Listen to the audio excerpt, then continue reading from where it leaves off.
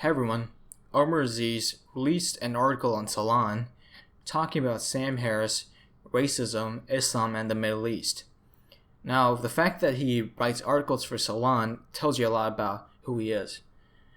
But the fact that he publicly has said Sam Harris is a hypocrite on free speech, and he has made, throughout the entire article, some really bold claims which are, I'll spoil it for you, lies, really goes to show how the regressive left loses every single debate and have zero credibility.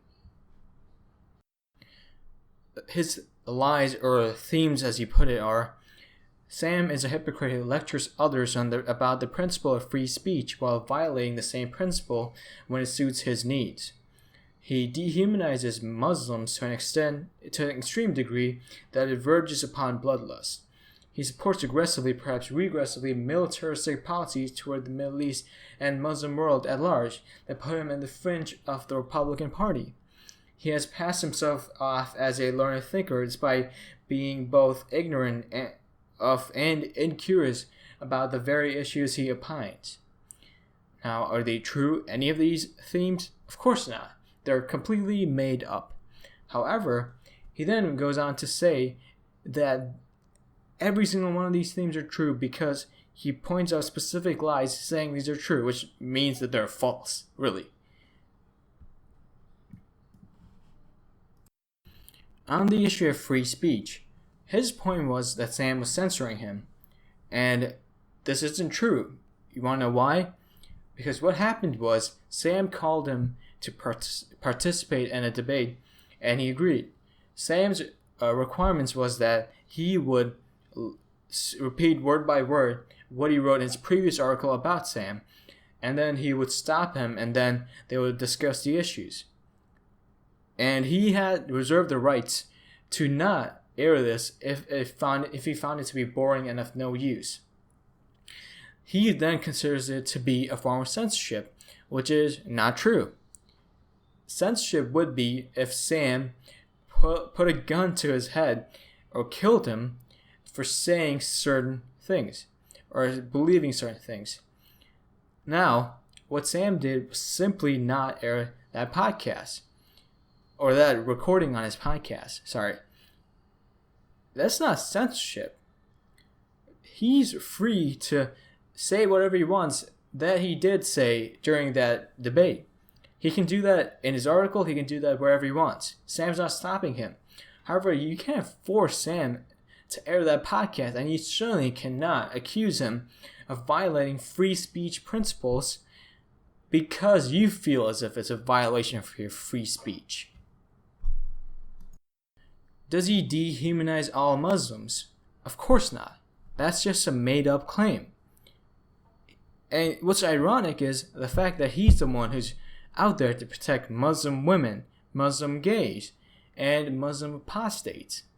And this idiot comes along and says he dehumanizes all Muslims.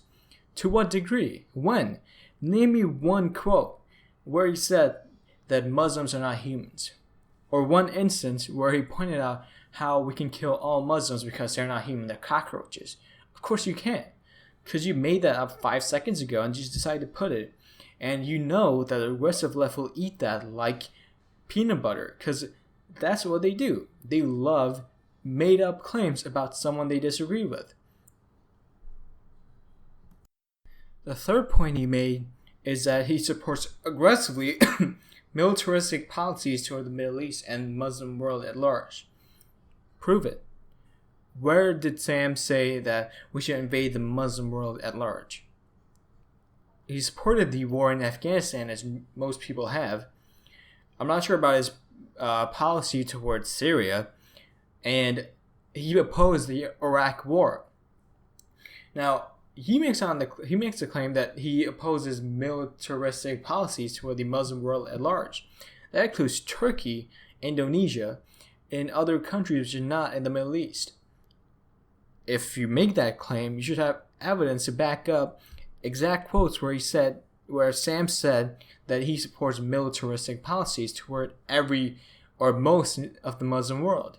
The fourth point he made was he has passed himself off as a learned thinker despite being both ignorant of and incurious about the very subject he opines. Really?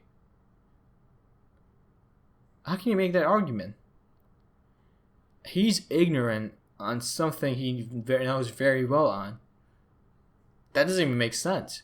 He worked with Majid Nawaz, and he's worked with Ayn Hirsi Ali, a former Muslim. He knows very well about this whole doctrine of Islam. And the fact that you can make that claim, that he's ignorant and incurious of these very issues.